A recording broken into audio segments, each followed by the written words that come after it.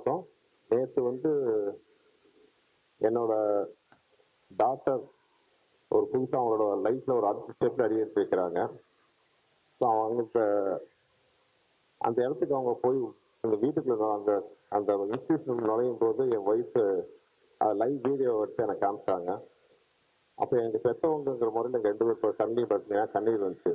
எங்கள் குழந்தை அடுத்த ஸ்டெப் எடுத்து வைக்கிற அந்த சந்தோஷம், அதே சந்தோஷம் தான் இப்போ எனக்கு இருக்குது என் தம்பிகளோட அடுத்த ஸ்டெப்பை பார்க்கும்போது.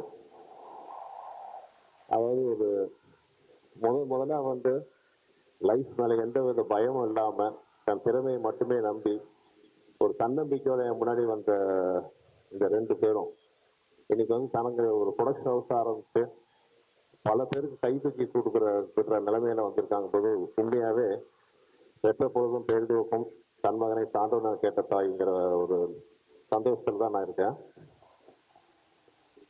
ஆதிட்டு இருக்கிற ரொம்ப பிடிச்ச ஒரு விஷயம் என்னன்னா, தான் மட்டும் இல்லாம திறமை இல்லை இளைஞர்களுக்கு கை தூக்கி விடணுங்கிற ஒரு நல்ல எண்ணம் அவருக்கு இருக்கு. இப்போ வளர்ந்ததுக்கு அப்புறம் இல்லை, வளர்றதுக்கு முன்னாடி அந்த தாட் இருந்துச்சு. இப்போ ஆதியால நான் ஆதி ஒருத்தரை தான் அறிமுகப்படுத்தினேன். ஆனால் ஆதி எத்தனை பேர் அறிமுகப்படுத்துறாருங்கிற கணக்கு சொல்லவே முடியாது. அவ்வளோ அறிமுகங்களை அவர் பண்ணியிருக்காரு. ஸோ இப்போ தமிழா என்டர்டெயின்மெண்ட் இன்னும் பல திறமைகளை ஆதியும் ஜீவனும் நல்லா வருவாங்கிற நல்லா வந்துட்டாங்க, இன்னும் மேலே மேலே வளருவாங்கிற நம்பிக்கை எனக்கு இருக்கு.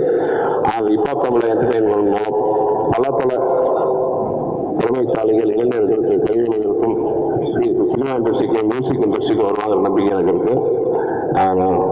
ரொம்ப ஒரு சந்தோஷமான மன்னன் இருக்கு. ரொம்ப பேசுறதை பற்றி, ஏன்னா அன்பேஷன் படத்தில் ஒரு டைலாக் வரும். நாதன் கமல் சார்ட்ட சொல்லுவாரு, நீ அண்ணன் மாதிரியாட்டு. இதே முதல்ல சொல்லி கமல் சார் கேட்பாரு, இது லவ்வா அசிங்கமா சொல்லிட்டு இருக்கிறதுக்கு இறக்கப்பட்டு சொல்லுவார். அதே மாதிரி தான் நான் அதை பற்றி ரொம்ப உயர்வா பேசினா இவங்களே நான் நக்கல் அடிப்பாங்க பின்னாடி. அதனால ரொம்ப சந்தோஷமான மேடை. என்னவா இருந்தாலும் ஆதிக்கு முதல் படம் நான் கொடுத்தேன். அந்த சந்தோஷத்தை விட அவங்க படத்தை லான்ச் பண்ற சந்தர்ப்பத்தை எனக்கு கொடுத்துருக்காங்க பார்த்தீங்களா, அந்த சந்தோஷம், அந்த அவங்க கொடுத்துருக்கிற அந்த அபிமானம் மரியாதை ரொம்ப நெகிழ வச்சிருக்கு. ரொம்ப தேங்க்ஸ் தம்பிங்களா. இந்த நிறுவனம் மேலும் வளர மனமார்ந்த வாழ்த்துக்கள். நான் வேண்டிக்க முருகனை வேண்டி இந்த ட்ரெய்லரையும் இப்போ அது என்டர்டெயின்மெண்ட்டுக்கும் ஒரு ஓப்பனிங்காக நல்லபடியாக ஆரம்பிச்சிக்கணும்னு ஆசைப்படுறேன். நன்றி.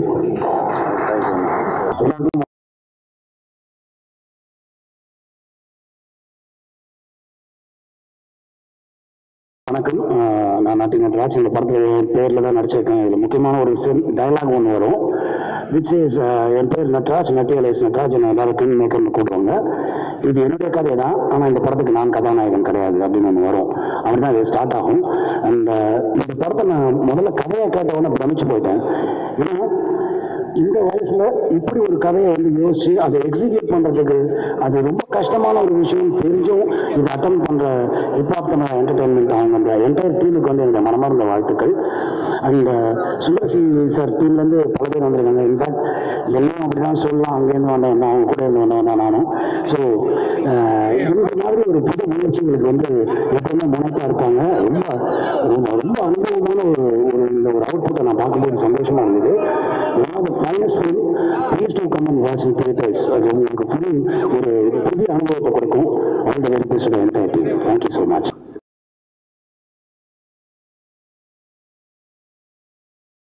எல்லோருக்கும் வணக்கம். இது ஹிப்ஹாப் ஆதி, இன்ஃபேக்ட் நேற்று நைட் நான் இந்த படத்தில் நான் நடித்ததும் இந்த படத்துக்கு டப்பிங் பண்ணி அதுக்கப்புறம் இந்த படத்தினுடைய ட்ரெய்லர் மற்ற விஷயங்களை பார்க்கும்போது only one thing came to my mind is a hard hitting film from a soft looking and soft spoken person. இவர் இந்த மாதிரி ஒரு படம் பண்ணுவாருன்னு சத்தியமா தெரியாது. ஐ ஒர்க் லைக் ஒரு பவர் பிளேயர் ஆடுற ஒரு பிளேயர் மாதிரி ஒரு 3 days பண்ணிட்டு போனேன் அந்த படத்துல. A very hard-hitting film, and the best part of Adi and his team is so humble, and இவர்கிட்ட இருக்கிற டீம் ஒட்டுமொத்த பசங்களுமே they are so nice, accommodative, and one thing ரொம்ப தெளிவா சொல்லணும்னா, this guy Adi, he knows what he wants, and he has the conviction, சரி இது கிடைச்சது, இதுக்கு மேலே நம்ம இன்னொரு இந்த மாதிரி ஒன்று எடுக்கலாம், அந்த மாதிரி ஒன்று எடுக்கலான்ற ஒரு கன்ஃபியூஷனே இல்லை. I want and I got it. அதுதான். ஸோ எலாபரேட்டாக இந்த கதாபாத்திரத்தை சொல்லணும்னா ஐ திங்க் இந்த படம் பார்க்கும்போது உங்களுக்கு நிறைய கேபினெட்டில் இருக்கிறவங்களும் பார்லிமெண்ட்டில் இருக்கிறவங்களும் உங்களுக்கு ஞாபகம் வரும். So very interesting character. And இங்கே சிஎம் போலீஸர், குமரவேலு, நட்டி, அதுக்கப்புறம் Kalyan master, Harish, everyone, you know, we have done a wonderful job, I think. And Sundar C sir, thank you very much to be in front of you. And I worked in a couple of films with you. And honestly, I'm looking forward to this movie. ரொம்ப நாளுக்கு அப்புறம் வந்து ஒரு அருமையான ஒரு unit, ஒரு hospitality, ஒரு warmth, everything is there in it. All the best for your production, Hip Hop Entertainment. God bless you, Adi.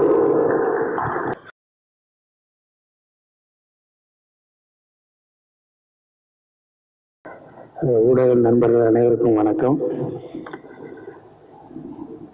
எல்லாரையும் சந்திச்சிருப்ப ரொம்ப மகிழ்ச்சி. நான் எல்லா மேடையிலையும் பயமில்லாமல் பேசிடுவேன், நகைச்சுவையாக பேசிடுவேன். அதை நீங்கள் கேட்குற 30 நிமிஷத்தையும் அந்த எப்படி போச்சு இந்த நேரம் இல்லாமல் கூட நான் பேசலாம். ஆனால் எங்கள் ஸ்கூல் வாத்தியார் முன்னாடி உட்காந்துருக்காரு. எங்கள் டீச்சருக்கு முன்னாடி நான் எப்படி பேசுகிறேன்னு தெரியல. உங்களை எப்படி ஆதி என் தம்பியை எப்படி சினிமாவுக்குள்ளே கொண்டு வந்து இவ்வளோ பெரிய உயரத்தில் அவர் இருக்காருன்னா அதுக்கு ஒரு பேசிக்கான ஒரு காரணம் எங்கள் டைரக்டர் சுந்தர் சி சார். அதே மாதிரி தான் என்னை 97 என்னை அசிஸ்டன்ட் டைரக்டராக யாருமே என்னை சீந்தலை, யாருமே என்னை சேர்த்துக்கலை. 7 வருஷம் அசிஸ்டன்ட் டைரக்டராகவே அலைய முடியுமா சொல்லுங்கள். ஆனால் ஃபஸ்ட்டு படம் அருணாச்சலத்தில் எங்கள் சார் தான் என்னை சேர்த்துக்கிட்டார். அதுக்கப்புறம் அவர் என்றைக்குமே என்னை விட்டு போன்னு சொல்ல, போய் படம் பண்ணுறான்னு சொல்லுவார். ஆனால் அடுத்த படத்துல எல்லாம் நீ வேண்டாம் அப்படிலாம் சொல்லவே இல்லை. நான் தான் அவர்கிட்ட சொல்லாமல் ஓடி போயிட்டேன். இந்த படத்தை பற்றி பேசணும்னா, ஃபஸ்ட்டு ஒரு நாள் நான் ஆதி தம்பி எப்போ பார்த்தேன்னா, எங்கள் டைரக்டர் கூட பார்க் ஹோட்டலில் எல்லோரும் உட்காந்து சாப்பிட்டுட்டு இருந்தோம்.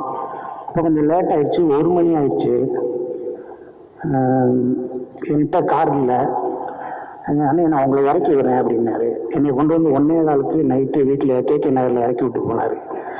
நான் மறுநாள் கேட்டேன், இன்னும் எப்படி உங்கள் கூட நான் பழக்கமே இல்லைன்னு. இன்னும் உங்களுக்கு என்ன ரொம்ப பிடிக்கும்னு என்னார். இவர் ஃபஸ்ட்டு என்கிட்ட சொல்லும்போது, அண்ணே என்னோட மொதல் படத்துலேருந்து நீங்கள் இருக்கணும்னு நான் எல்லா டைரக்டர்கிட்டையும் சொன்னேன்னே, ப்ரொடியூசர்கிட்ட சொன்னேன்னு, எல்லாத்துலேயும் சொன்னேன். அவங்க டேட் இல்லைம்பாங்க, அந்த கேரக்டர் ஒரு சின்ன கேரக்டராக இருக்கும்பாங்க. யாருமே வந்து உங்களை உள்ளே இழுக்கிறதுக்கு அது சப்போர்ட்டிவாக இல்லைண்ணே. அவர் டேட் இல்லைன்னு சொல்கிறாரு, அவர் அந்த காசு கேட்குறாரு, இதுன்னு சொல்லி எல்லாமே சொன்னாங்கண்ணே. இன்னைக்கு நான் முடிவு பண்ணுற இடத்துல இருக்கேண்ணே, நீங்கள் வரணும்னேன்னாரு. அதான் ஃபஸ்ட்டு என்கிட்ட சொன்னது. நான் முடிவு பண்ணுற இடத்துல இருக்கேண்ணே, நீங்கள் எல்லாமே போக மாட்டேன் ஷூட்டிங்னாரு.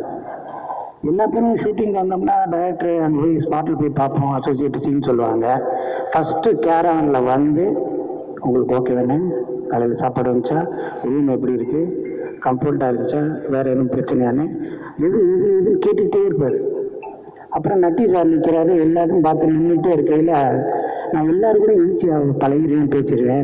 நட்டி சார் உங்களை பார்த்தா எனக்கு பயமாக இருக்குது, நான் ஏதாவது சொன்னால் கோச்சுக்கிறீங்களாம்பார். அவர் ஐயா, நான் சொன்னேன் எங்களை விட அந்த ஆள்கிட்ட நல்லவர், நாங்கள் தான் கிரிமினல், அவர் ரொம்ப நல்லவர், அவர்கிட்ட எது வேணாலும் சொல்லுங்க அப்படின்னு சொன்னேன். ஸோ ஒரு ஓப்பனிங் ஹீரோ ஓப்பனிங் சாங் முடிச்சோடனே அப்பா அம்மா மீட்டிங்கு, அப்புறம் உள்ள இன்ட்ரோடக்ஷன், அவங்க கூட ஃபைட்டு, அப்புறம் ஹீரோவுக்கு ஒரு ஃப்ளாஷ்பேக்கு, அதுக்கப்புறம் அப்படி இப்போ இன்ட்ரோ பிளாக்கு, அதுக்கப்புறம் அவன் எங்கே போனேன் ஈஸியாக 10 நிமிஷத்தில் கதை பண்ணி படம் பண்ணுறதை விட்டு போட்டு கடைசி உலகப்போர் இவங்களை ரிஸ்க்குறாங்க. ஃபஸ்ட்டு வேர்ல்டு வார் எப்படி நடந்துச்சுன்னு தெரியல, செகண்ட் வேர்ல்டு வார் எப்படி இருந்துச்சு இல்லை, தேர்ட் வேர்ல்டு வார் வரப்போகுதா என்னன்னு தெரியல, நம்ம இந்தியா சந்திச்சது எத்தனை வாருன்னு தெரியல, கடைசி உலகப்போர் எதை நோக்கி என்ன ஏது, இதுக்கு சரியான தீர்வு சொல்லிடுவோமா, இது பெரிய ரைட்டர்ஸ் பின்புலாக இருக்கா, பெரிய இது ரீமேக்கா, ரெஃபரன்ஸ் இங்கிலீஷ் படத்தெல்லாம் பார்த்து எடுத்திருக்கோமா? எதுவுமே இல்லாமல் நான் எடுக்கிறேன் பாரு, நீ பார் அப்படின்னு சொல்லி இந்த முயற்சிக்கு தம்பிக்கு ஒரு சல்யூட் எடுக்கிறேன். இது ஒரு என்னங்க, நீங்கள் ஒரு காசை சம்பாரிச்சோமா, ஒரு இடம் வாங்கி போட்டோமா, ஒரு ஃபார்ம் ஹவுஸ் கட்டினோமா, அங்கே ஃபாரின் போனோமா, அங்கே போனோமா, இங்கே போனோமான்னு சுற்றாமல் நீங்கள் பாட்டுக்கு சம்பாரிச்ச காசெல்லாம் தூக்கி போட்டு சினிமா படம் எடுத்து டீனை வச்சு ஒரு ஆளை வச்சு கஞ்சி தரவே கஷ்டம். நீங்கள் உங்கள் ஒரே பயங்கரமான கூட்டமாக வச்சுக்கிட்டு அவ்வளோ பேர்த்தையும் அரவணைச்சு போகிறதுன்னு சும்மா சாதாரண காரியமா? அந்த ஒரு எண்ணம் உங்களை வாழ வைக்கும். கண்டிப்பாக அந்த சினிமா உங்களை விடவே விடாது. I love you sir, I love you sir. நான் ஃபஸ்ட்டு டே ஷூட்டிங் போனேன், கான்செப்டில் நடிங்கன்னாரு. ஒரு அரை மணி நேரம் உட்காந்து பேசுவோம்னாரு. ஆனால் எனக்கு நாமத்தை போடுங்கன்னாரு. நான் சொன்னேன், இப்போ தான் அரண்மனை 4ல் சுந்திசி சார் கூட நான் நாமம் போட்டு போலீஸாக நடித்தேன்னே. அப்படியானே சென்டிமெண்ட் சூப்பராக இருக்கும், போடுங்க நாமத்தைன்றாரு. அப்புறமேலே அந்த படத்தை கடவுள் நம்பிக்கையில் உள்ள ஒரு போலீஸாக நடிக்கிறேன்னு, இதுலேயும் அலைதானே அப்படியே வைங்கன்னாரு. என்ன அது சொன்னாருன்னா கரெக்டாக இருக்குண்ணே, பேசாமங்கண்ணே, நல்லா இருக்குண்ணே அப்படின்னாரு. அவங்களுக்கு ரிசம்பிளன்ஸு அது வேணும்னே, வாங்கினேன் அப்படின்னு கூப்பிட்டு போனார். ஒரு டைலாக்கை சொல்லிட்டு இது ஓகே இல்லை, ரைட்னே அப்படின்னார். படம் நடந்துக்கிட்டு இருக்குங்க உடுமலைப்பேட்டையில். நான் குமரவேல், குமரன், கல்யாண் சார், நட்டி சார் எல்லாம் ரூமில் உட்காந்து வேலைக்கெல்லாம் போயிட்டுருக்கோம். 15 நாள் உச்சி வச்ச வெயில். தம்பிக்கு அம்மா போட்டுருச்சு, தெரியுமா அவங்களுக்கு? தம்பிக்கு அம்மா போட்டுருச்சு, உடம்பு சரியில்லை. காலையில் ஷூட்டிங்கிறாரு. நான்லாம் போய் கையால் பிடிச்சிட்டேன். தம்பி நீ வீட்டுக்கு போ, ஷூட்டிங் பிரேக் பண்ணு, உடம்பை பாரு. இல்லைண்ணே உங்கள் டேட்லாம் கிடைக்காதுண்ணே, காம்பினேஷன்ஸ்ல நீ கூப்பிடா, நான் வரேன். யாராவது வரமாட்டான்னு சொல்லு, நான் ஃபோன் பண்ணுறேன். இந்த படத்தோட வேறு படம், இந்த படத்தில் போய் நம்ம கிழிக்க போகிறோம். நான் சொல்கிறேன், தம்பி உடம்பை பாரு.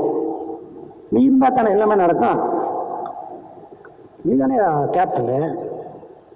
சரின்னு சொன்னேன். அதுக்கப்புறம் மறுநாள் சரி கிளம்பி போகலான்ட்டு ஊர்லேருந்து வந்தார். அதுக்கப்புறம் டைரக்டரை நான் பார்க்கும்போது டைரக்டருக்கே நான் தான் சொன்னேன், தம்பிக்கு உடம்பு சரியில்லை சார். என்னடா அது சொல்லவே இல்லையா அப்படின்னு சொன்னார். ஸோ இவ்வளவு அர்ப்பணிப்பு இருக்கிற ஒரு ஆள் கண்டிப்பாக சினிமாவில் இருக்க நம்ம அவரை கைவிடக்கூடாது. அவருக்கு மேக்சிமம் நம்ம என்னென்ன ஒத்துழைப்பு பண்ணணுமோ அந்த தம்பிக்கு பண்ணால் தான் அந்த தம்பி மற்றவங்களுக்கு பண்ண முடியும். இந்த தம்பி உங்களுடைய ஃபோட்டோ, உங்களோட திறமை எல்லாமே இந்த படத்தில் போட்டிருக்கீங்க. இதுதான் ஃபஸ்ட்டு. இது ஒன்றும் இல்லை, நாங்கள் டைரக்டர் வந்துட்டார், அவர் தொடங்கி வச்சுருக்காரு. அதுக்கப்புறம் வருஷத்துக்கு 2 படம் பண்ணுங்கள், நல்ல படமாக பண்ணுங்கள், நிறையா செலக்டிவாக பண்ணுங்கள். உங்களை நேசிக்கிறதுக்கு நிறையா பேர் இருக்கும். ஓகே, கடைசி உலக போர் வெற்றியை நோக்கி இருக்கும். எல்லோரும் சப்போர்ட் பண்ணுங்கள். ஊடக நண்பர்கள் அனைவரும் ஒரு இளையவருக்கு செய்கிற சப்போர்ட்டு தான் நம்ம சினிமாவுக்கு, தமிழ் சினிமாவுக்கு செய்ய போகிற மிகப்பெரிய சப்போர்ட். அனைவருக்கும் வாழ்த்துக்கள். எங்கள் டைரக்டருக்கும் வாழ்த்துக்கள் சொல்லி முடிச்சுக்கிறேன் சார். நன்றி சார்.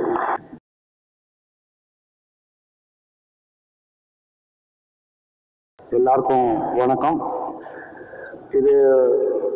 இவரோட எனக்கு 2வது இன்ட்ராக்ஷன், நட்பை துணை. அது உங்கள் படம் தான் சார்.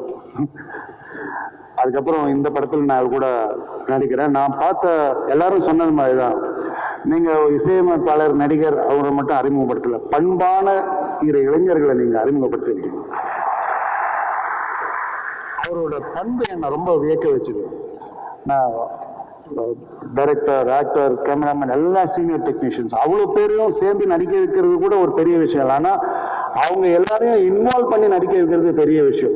எல்லாருமே இம்ப்ரவைஸ் பண்ணாங்க. ஓ நீங்கள் எப்படி சொல்கிறீங்களா, நான் இப்படி. அதுக்கு ஒரு காட்சிக்கு முன்னாடி அந்த நேரத்தை எடுத்து அவங்க எல்லாரும் அதுக்குள்ளே வந்த பிறகு இவர் தனக்கு வேண்டியதை சொல்லி எடுத்துக்கிட்டாரு.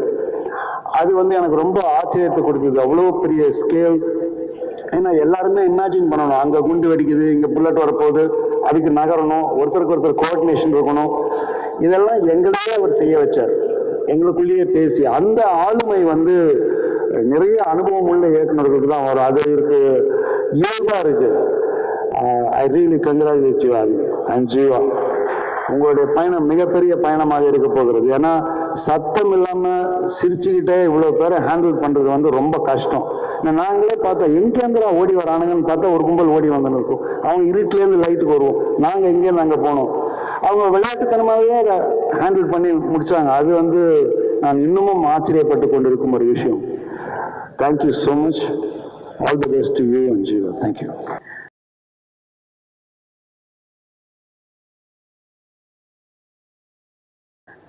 Vanakkam.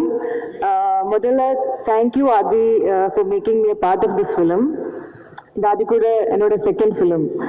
ஸோ இதோட ஸ்டோரி நரேட் பண்ணும்போது like I was very excited because ரொம்ப டிஃப்ரெண்டாக இருந்தது. பட் நான் யோசிச்சேன் இதை எப்படி புல் ஆஃப் பண்ண போகிறாங்க because it looked very huge. But he had so much of conviction, and I think to attempt something like this at this stage in his career and with very limited resources, I think that it itself takes a lot of courage. So I'm very proud of the team. And as the shoot progressed, the way he was handling the whole team, it was a huge, there was a lot of actors, it was a big team, you know. So from the discussions to this very moment, the way he was handling things, that was, he was handling everything so gracefully. So I think that was very inspiring to me. And coming to my character again, thank you, because நான் இது வரைக்கும் இந்த மாதிரி ஒரு character பண்ணதில்லை. So thank you for believing that I can pull off something like this. இது ரொம்ப பியூட்டிஃபுல்லான பவர்ஃபுல்லான ஒரு ரோல் ஃபிலிமில். So I'm very grateful for that. And actually பார்த்தா ஷூட் எக்ஸ்பீரியன்ஸ் எல்லாம் பார்க்கும்போது இதில் நிறையா டிஃபிகல்ட் ரிஸ்கி சேலஞ்சிங் சீன்ஸ் எல்லாம் இருந்தது. பட் ஆனால் எந்த ஒர்க் ப்ரெஷரும் இல்லாமல் ரொம்ப ஜாலியாக பண்ண ஒரு ஃபிலிம் தான் கடைசி உலக போர். I think for that the credit goes to the team. It was such an energetic team, and I felt there was a lot of warmth and a lot of unity among the team, so everything felt very effortless. And thanks to all my co-actors. எனக்கு main combination scenes எல்லாம் வந்து நட்டி sir கூட நாசி sir கூட இருந்துச்சு. And it was wonderful working with all of you. All of you were very, very supportive and very sweet. And our production team, Hari Anna, Vasu Anna, and our direction team, Hudson, DOP, Arjun, and all the ADs, and everyone, Jeeva, everyone was very, very sweet. So thank you to all of you. And talking about the film, I think இது ரொம்ப டிஃப்ரெண்டான ரொம்ப இன்டென்ஸான ஒரு film. And அதே சமயம் it's very very entertaining. And I think it has all the ingredients. Love இருக்கு, there is action, there is romance, and most importantly it also addresses a lot of societal issues, human relationships, எல்லாமே discuss பண்ணுற ஒரு complete package இந்த ஃபிலிமில் இருக்கு. So as Harish Uttaman sir told, I have always felt in whatever work they do, there is a good intention and there is a lot of conviction. So I truly hope and pray that this film becomes a huge success. Thank you everyone. Thank you so much.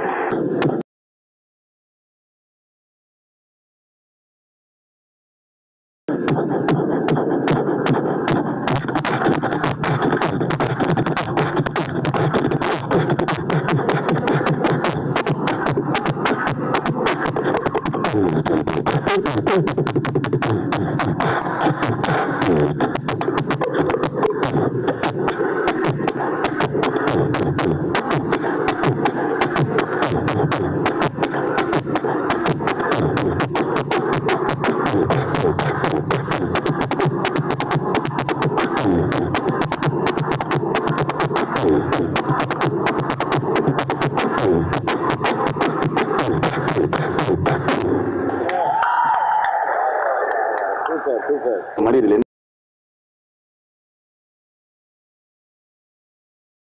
என்ன புதுசாக இருக்குன்னா இதுவே எங்களுக்கு புதுசு தானே. எங்களுக்கு வந்து produce பண்ண இந்த ஒரு மொமெண்ட்டே புதுசு.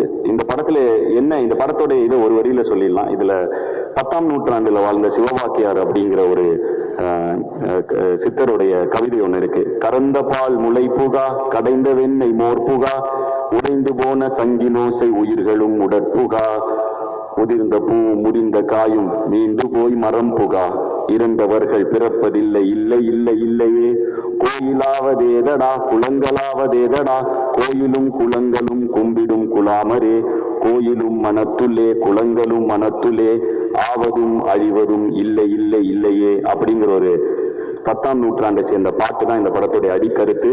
அதாவது இன்னைக்கு வரைக்கும் ரெலவெண்டா இருக்கக்கூடிய ஒரு கருத்து. இதை பிற்காலத்தில் லா ஆஃப் கன்சர்வேஷன் ஆஃப் எனர்ஜின்னு சொல்றோம் இல்லையா. Energy can either be created not destroyed but can be transform from one form to another. அதுதான் வந்து சித்தர் 10ஆம் நூற்றாண்டுல சிவவாக்கியார் சொல்லியிருக்காரு, ஆவதும் அழிவதும் இல்லை இல்லை இல்லையே அப்படிங்கிற மாதிரி. ஸோ இந்த மாதிரி ஒரு ரெலவெண்டா இன்னைக்கும் இருக்கக்கூடிய ஒரு பாட்டை சிவவாக்கியாருடைய பாட்டு இது. ஸோ அதை இந்த படத்துடைய அடிநாதமா, அதுதான் இந்த தீம் சாங்காகவும் நீங்க கிளிம்ஸ்ல பாத்தீங்க, இந்த படத்துடைய அடிநாதமா அது இருக்கு.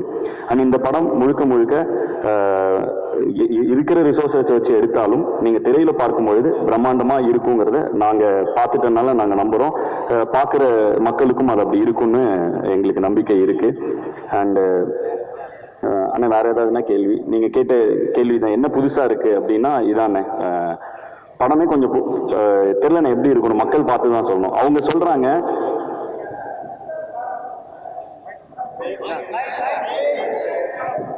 ஆமாண்ணே, அதுக்கு இதுக்கு என்ன சம்பந்தம்? கடைசி உலகப்போர் அப்படிங்கிறது, அதாவது சித்தர் பாடலை சொன்னீங்க தமிழா, கடைசி உலக போர்னா கொஞ்சம் மாடர்னா ஒரு புரட்சிகரமான பேர் வச்சிருக்கீங்க. அதுக்கு இதுக்கு என்ன சம்பந்தம்? அந்த படத்துல என்ன புரட்சி பண்ணிருக்கீங்க அந்த விஷயத்தை சொல்லுங்க. இல்ல, நான் கடைசி உலகப்போர் அப்படின்னா என்னன்னா, முதலாவது உலகப்போர், 2ஆம் உலகப்போர், 3வது ஒரு உலகப்போர் நடந்துச்சுன்னா, இன்னைக்கு இருக்கிற டெக்னாலஜியில நடந்துச்சுன்னா அதுதான் அந்த உலகத்துடைய கடைசி போரா இருக்கும். ஏன்னா அதுக்கப்புறம் அந்த உலகமே இருக்காதுங்கிற தான் ஒரு நிதர்சனமான உண்மை. ஸோ அழிந்து போய்விடும் உலகம் நாம் அனைவரும் சண்டையிட்டு கொண்டாளுங்கிற ஒரு கருத்து. ஸோ அதனாலதான் அந்த படத்துடைய பேர் கடைசி உலகப்போர் அப்படின்னு வச்சிருக்கோனே. ரொம்ப நன்றி. ஏன்னா ஹாலிவுட் ஸ்டைல்ல பேர் இருக்க, அதனால எப்படி இருக்குன்னு கேட்டேன். இதுதானே, அதுக்கான பெயர் காரணம் இதுதான்.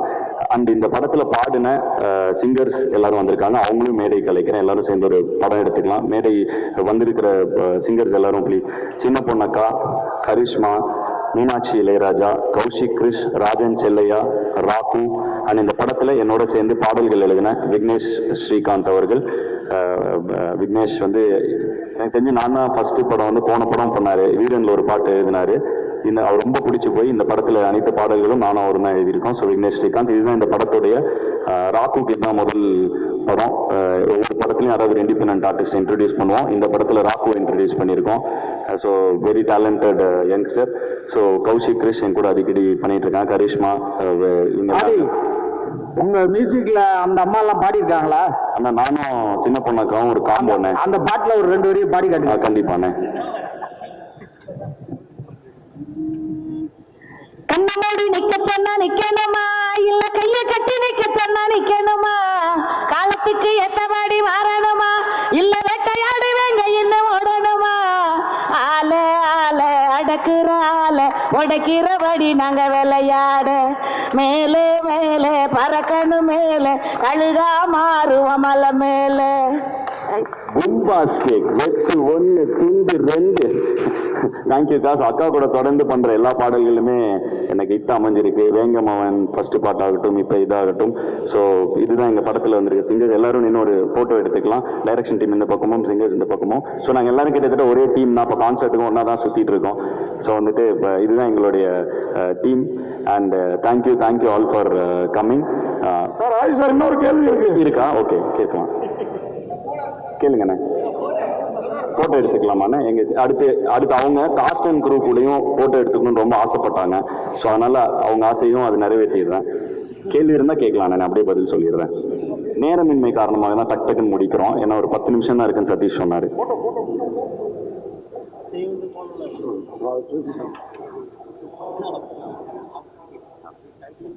கேட்கலாமா? Okay done. தேங்க்யூ. நன்றி நன்றி. நீங்கள் வருகை தந்ததுக்கு அனைவரும் நன்றி. இது முழுக்க முழுக்க நாங்கள் ஹேண்ட் பிக் பண்ணி உருவாக்கின டீம். இதில் இருக்கிற எல்லாருக்குமே இதான் ஃபஸ்ட்டு படம். அசிஸ்டன்ட் டைரக்டர்ஸ் ஆகும். இன்னும் நிறைய பேர்னால வர முடியல. ஸோ வந்துட்டு all the best team.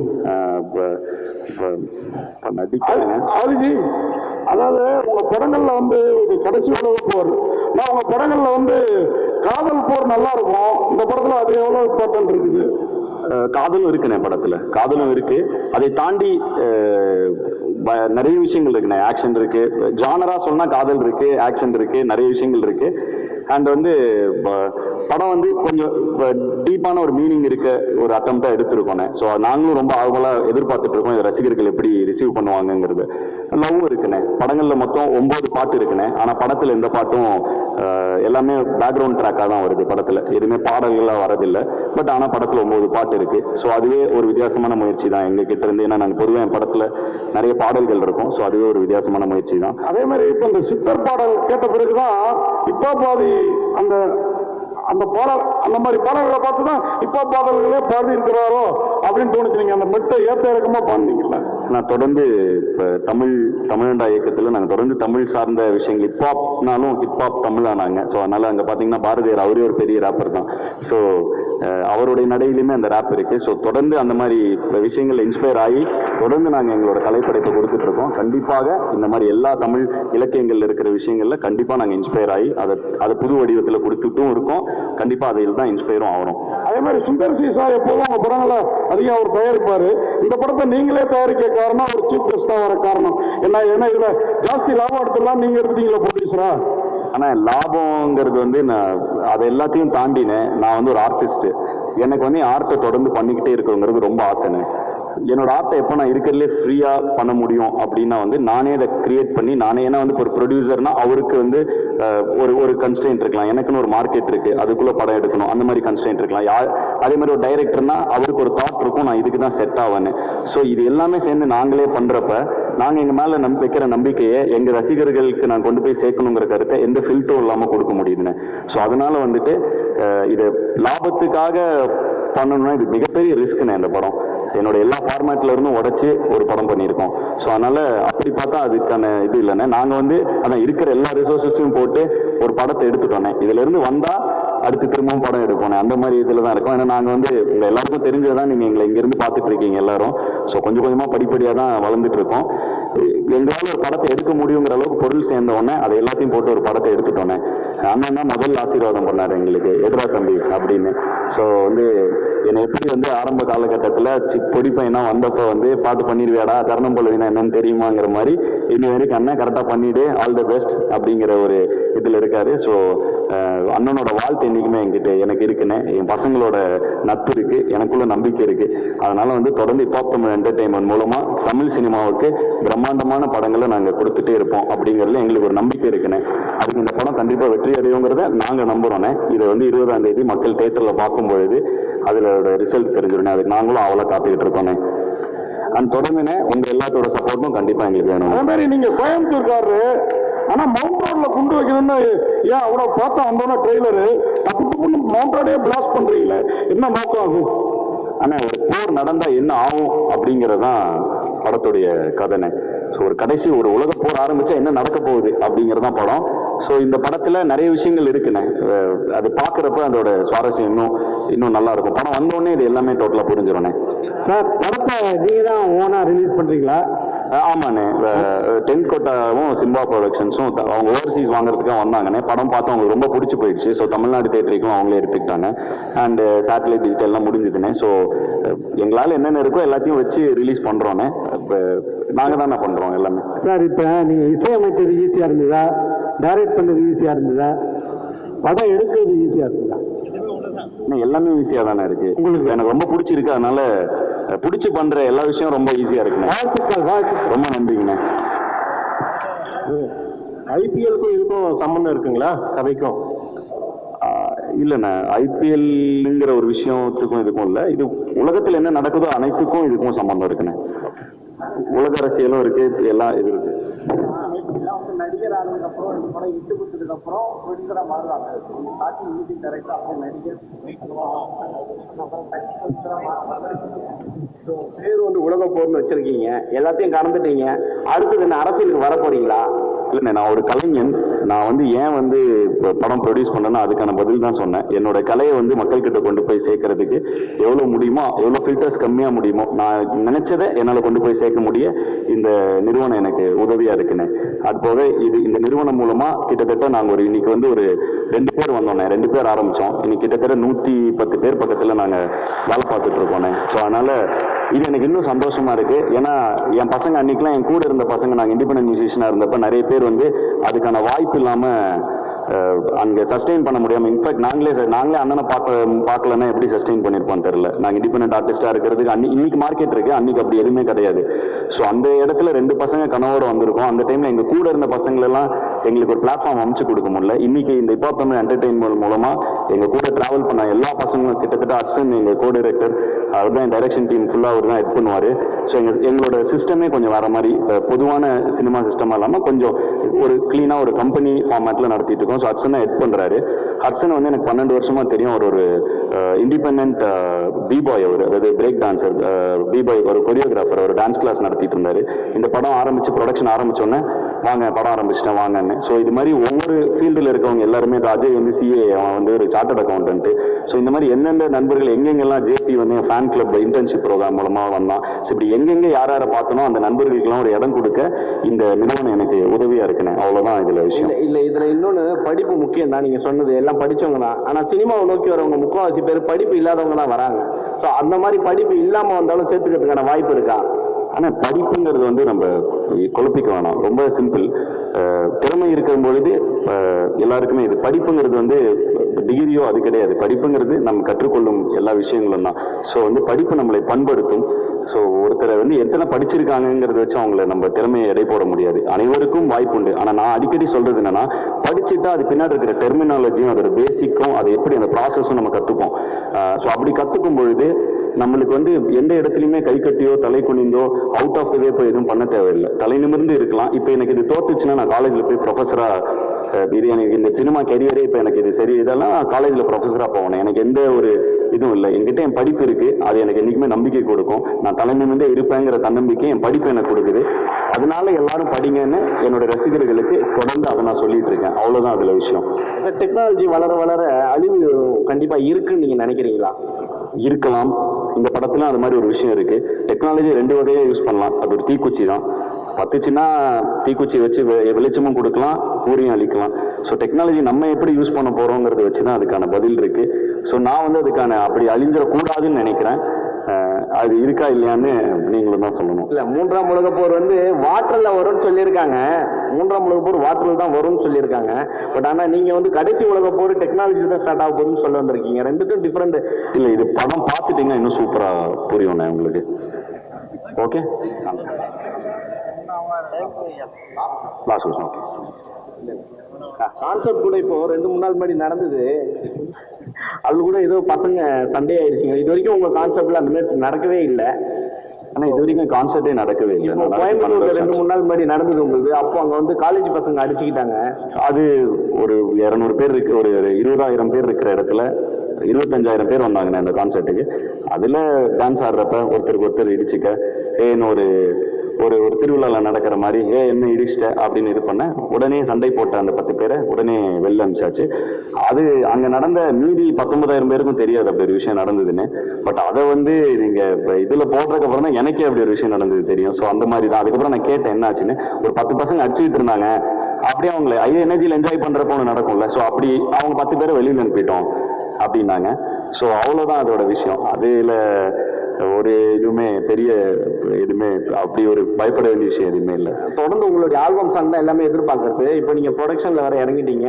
Album song concept வருமா இல்லை இதோட க்ளோஸ் பண்ணிடுவீங்களா? அண்டர் கிரவுண்ட் ட்ரைப்னு ஆரம்பிச்சு அடுத்த தலைமுறை இளைஞர்களுக்கு நிறைய பேருக்கு ஏதோ எஃப்ஜேலாம் அண்டர் கிரவுண்ட் ட்ரைப்ல பெர்ஃபார்ம் பண்ணியிருக்கான். ஸோ அவன் இன்னைக்கு திரைப்படங்கள் வந்துருக்கான். நிறைய இளைஞர்களுக்கு பிளாட்ஃபார்ம் அமைச்சு கொடுத்துட்டோம். ஸோ நாங்கள் இதெல்லாம் பண்ணிட்டு இருக்கப்ப அந்த இடத்துல எங்களுடைய ஆர்டிஸ்ட் நிறைய பேர் வருவாங்கண்ணே. ஆனால் நீங்கள் சொன்னீங்க பேசும்போது நிறைய ப்ரொடியூசரோட குறுக்கீடுகள் வந்து இருக்கிறதுனால தான் நான் வந்து தனியாக ப்ரொடக்ஷன் ஆரம்பிச்சேன்ட்டு. ஸோ யாரை நீங்கள் குறிப்பிட்டு சொல்கிறீங்க? குறுக்கீடு கிடையாதுண்ணே, குறுக்கீடுன்னு சொல்லலை. ப்ரொடியூசர் வந்து இப்போ நான் ஒன்று பண்ணணும்னு நினைக்கிறேன், அப்போ எனக்குன்னு ஒரு மார்க்கெட் இருக்கும்லண்ணே. ப்ரொடியூசர் அந்த மார்க்கெட்டுக்கு தானே போகணும், ஏன்னா அதுதான் ஒரு வியாபாரத்தில் சரியான முயற்சி. அப்போ நம்ம ஒரு அதை தாண்டி ஒரு இல்லைன்னா அவங்க நம்ம அப்பாவாக இருக்கணும், அண்ணனாக இருக்கணும், சொந்தக்காரங்களாக இருந்தால் அதை தாண்டி அந்த லாபத்தை தாண்டி அவங்க நம்ம மேலே நம்பிக்கை வச்சு ஒன்று பண்ணலாம். அப்படி யாருமே நமக்கு சொந்தக்காரங்க இல்லைன்னா நம்மளே தான் அதை பண்ணிக்க முடியும். ஸோ அப்படி அந்த மார்க்கெட் கேப்பை தாண்டி இவ்வளோ பெரிய ஒரு படம் எடுக்கும்பொழுது நானே தான் என் மேலே நம்பிக்கை வச்சுக்க முடியும், என் பசங்க என் மேலே நம்பிக்கை வைப்பாங்க. ஸோ எனக்கு பிடிச்ச கண்டென்ட்டை நான் கொண்டு வரணும்னா அதை நானே ப்ரொடியூஸ் பண்ணிக்கிறேன், அவ்வளோதான். ஸோ அப்படி தான் இதை சொல்கிறேன். இதில் குறுக்கீடெல்லாம் இல்லை, குறுக்கீடெல்லாம் இருக்காது. குறுக்கீடுனால அதில் இது இருக்காது, லாஜிக் இல்லை. எப்படி குறுக்கிட முடியும்? யாரும் அப்படி குறுக்கிட மாட்டாங்க. சரி, நீங்கள் ஸ்டேஜ் ஏறும்போது சொன்னாங்க எல்லாருமே 15 வருஷம் 20 வருஷம் 18 வருஷம்னாங்க. ஆக்சுவலாக என்னென்ன பார்த்தா உங்களுக்கு 25 வயசு மாதிரி தான் தெரியுது. உங்களோட வயசு என்ன? எல்லாருமே வந்து உங்களோட இளமையின் ரகசியம் என்ன? ஒன்றும் இல்லை, 2005 நான் ஸ்கூல் படிக்கிறப்ப என்னோட முதல் மிக்ஸ் டேப் வந்துச்சு. ஸோ அங்கேருந்து ட்ராவல் ஆக ஆரம்பித்தோம் நானும் ஜீவாவும். ஸோ நான் ஸ்கூல் படிக்கிறப்பே ஆரம்பிச்சிட்டேனே.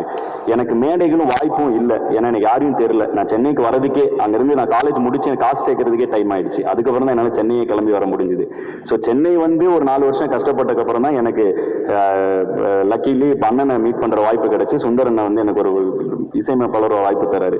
நாங்கள் 2005 பாட்டு போட்டுட்டு இருக்கோம். எங்களுக்கான அதாவது நான் சுந்தரண்ணாவோட முதல் படம் சைன் பண்ணுறப்பவே எனக்குன்னு ஒரு அண்ணனே சொல்லுவார், ஆம்பளை லான்ச்சில் அவ்வளோ ஃபேன்ஸ் வந்திருந்தாங்க. ஏன்னா அது இண்டிபெண்டன்ட் மியூசிக் மூலமாக சேர்த்த ஃபேன்ஸ். எனக்கு வந்து கனெக்ஷன்ஸ் இல்லாதனால எனக்கு மேலே வரதுக்கு அதாவது அந்த பிளாட்ஃபார்ம் எனக்கு கிடைக்கிறதுக்கு டைம் ஆயிடுச்சு. ஸோ அதுக்கு முன்னாடியே நான் பண்ணிருக்கேன். இப்போ நான் இந்த வேற யாருக்கும் அது நடக்கக்கூடாதுங்கிறது தான் இந்த இத்தனை தமிழண்டா மூவ்மெண்ட், அண்டர் கிரவுண்ட் ட்ரைப், இப்போ தமிழ் என்டர்டைன்மெண்ட் ஒன்று பண்ணிக்கிட்டே இருக்கும். எனக்கு தெரிஞ்ச பசங்களுக்கு அது நடக்கூடாது, அவ்வளோதான். அதில் நிறைய பேர் கூட ட்ராவல் ஆயிருக்காங்க. இப்போ நான் வந்து ஃபர்ஸ்ட் இண்டிபெண்டன்ட் ஆர்டிஸ்டா ஃபர்ஸ்ட் இயர் காலேஜ் படிக்கிறப்ப அவர் எனக்கு பேக்அப் டான்ஸராக இருந்தார். ஸோ அவர் வந்து அவங்க எங்கள் பின்னாடி டான்ஸ் பண்ணுவாங்க. ஸோ அந்த மாதிரி நிறைய பேர் கூட இவ்வளோ வருஷம் ட்ராவல் ஆகிட்டோம். ஸோ அந்த இதனால அவ்வளோ வருஷமா தெரியுது. ஓகேண்ணா, டன். தேங்க்யூ.